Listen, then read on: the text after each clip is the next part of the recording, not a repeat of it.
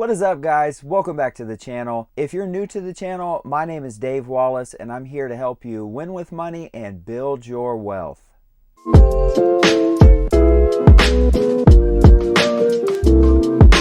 In this video, I'm going to present to you the proven step-by-step process to handle collections and save money in the process. And the process that we're going to talk about can be used on all types of debt collections. So that includes student loans, medical bills, credit card debt, personal loans, cell phone bills, bank fees, auto loans, and even payday loans. Before we get started, here's what you need to know.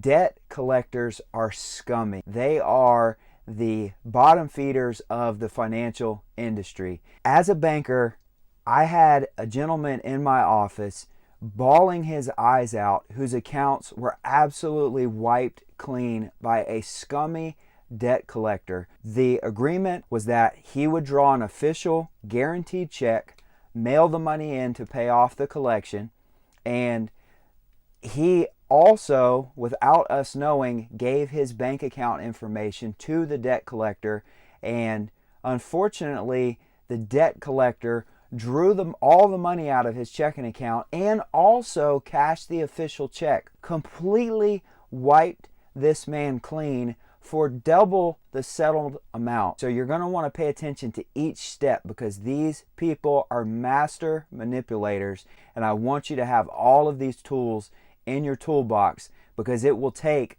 likely multiple of these tools for you to be able to successfully negotiate your debt payoff, to save you money and to keep you safe in the process of negotiating debt collections. So stay to the end where I'm going to give you my best tip to save you cash. Before we get started, do me a favor, go ahead, smash that like button, hit the subscribe, that way you never miss a video. Also, if you want my best tips on a daily basis, or if you want to send me your questions, feel free to add me on Instagram. My posts are pretty much daily. With that being said, let's get into the video. Number one, don't ignore the debt. There's a lot of misconceptions around collections and how they work, how they affect your credit report, how they don't affect your credit report.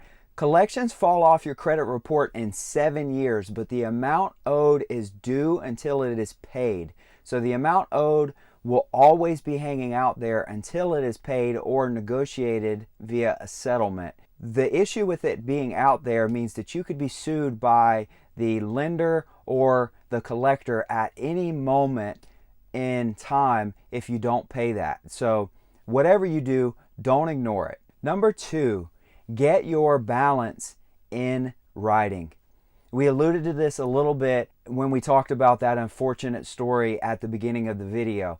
Debt collectors cannot be trusted. You should take it as if every single word that comes out of their mouth is a lie and require everything to be in writing. And the second step is to get your balance in writing. That way you have a legal copy of exactly what you owe on your account that cannot be misconstrued by these shady individuals. Number three, consider disputing the charge. If the charges are inappropriate, if you believe that they were done in error, then this is your chance to go ahead and to dispute the charge. Write a letter to the collector. Make sure that you include things like the account number. Make sure you include things like the balance, your name, and you really don't want to include any more information than that. You don't want these individuals having your address. You don't want them knowing where you're employed.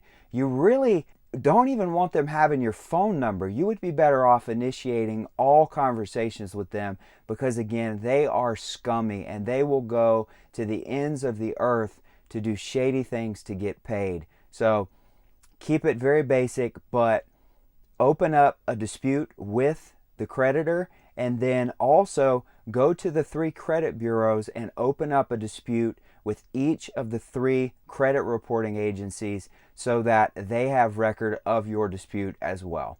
Number 4, consider negotiating a settlement.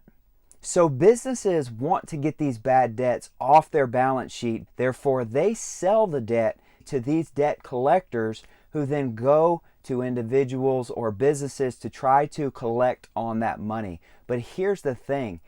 These debt collectors buy the debt typically at 6 cents on the dollar. These things are very often, more times than not, I would say 90+%, settled at a significantly lower amount than the amount owed. So your goal in negotiations should be to start low, for example, 10 to 15 cents on the dollar, with the goal to land at 25% of the overall debt owed. So for example, if you owe $1,000, you would land at $250.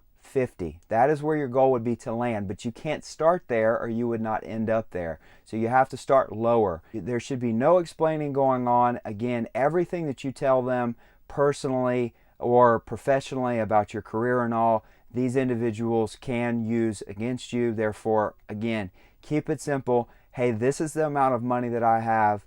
This is what I'm comfortable with. Take it or leave it.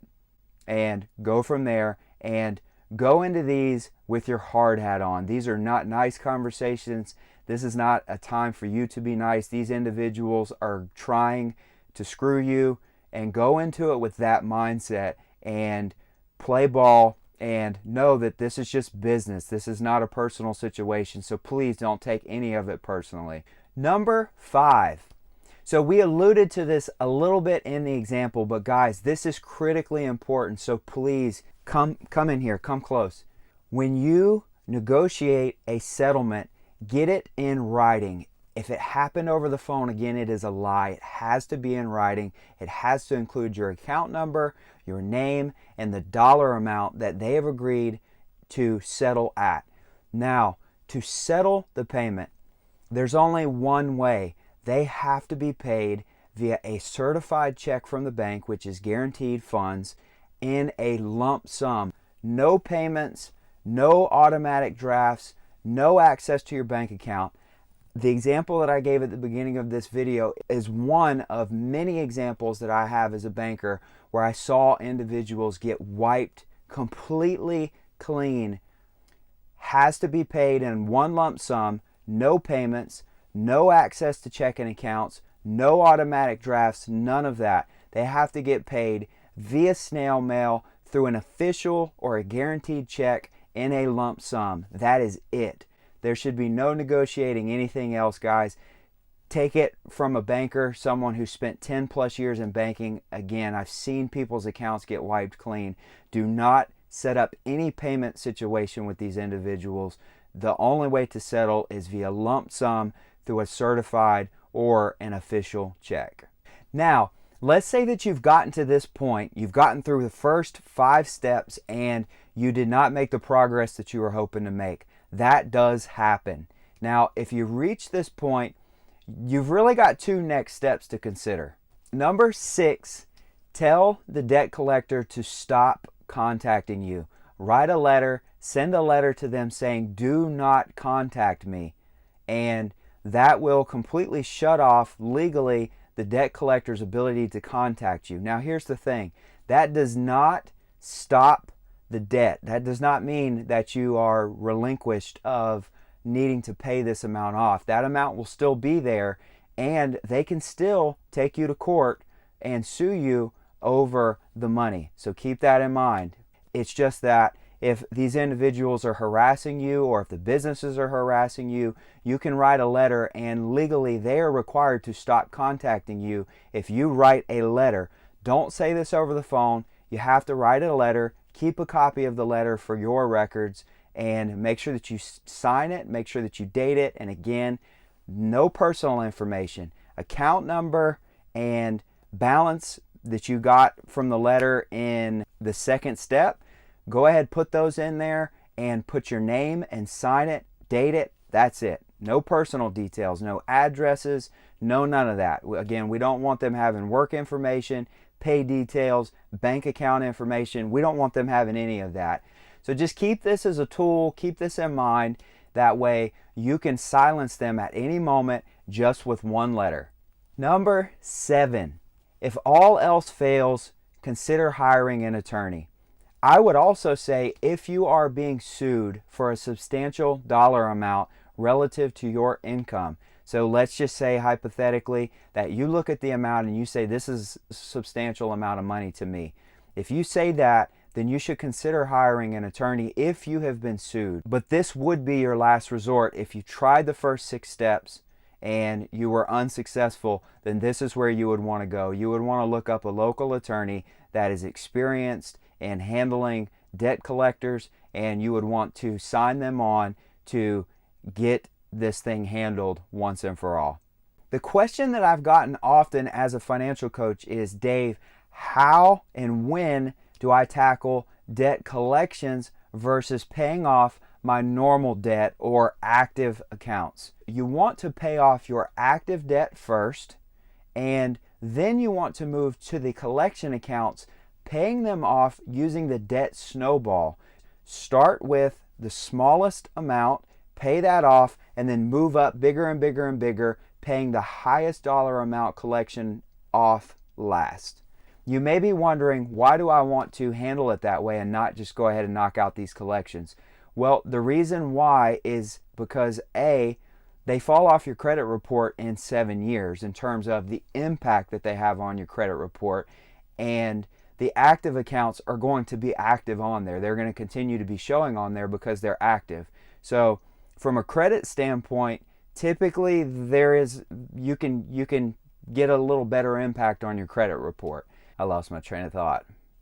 Now, second important point here is the longer that a collection account has been hanging out there, the more likely the debt collectors are to settle that at a lower dollar amount. Think about it. If you've had a debt that's been sitting there for a year, you figure still that there's a good chance to collect a large sum of that account. As that account ages and ages and ages, the likelihood statistically of it being paid back is significantly lower. Therefore, when it comes to the collection itself, you a lot of the times can get a better deal the older that a collection account is.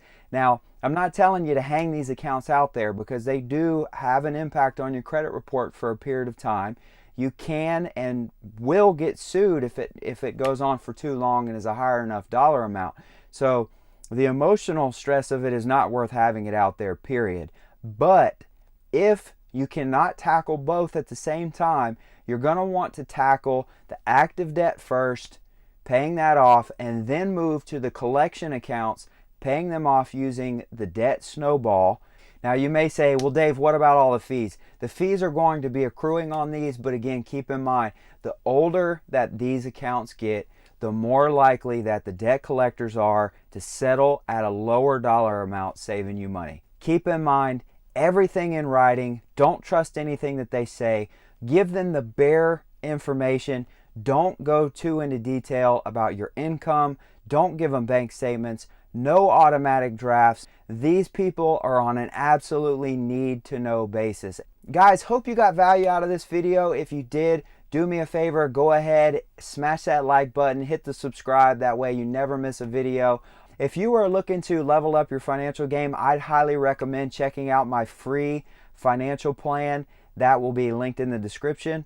If you want daily tips and to message me directly with your questions, I would love to take them, and I would love to make a video responding to them. So go ahead, consider adding me on Instagram. Again, my posts are pretty much daily.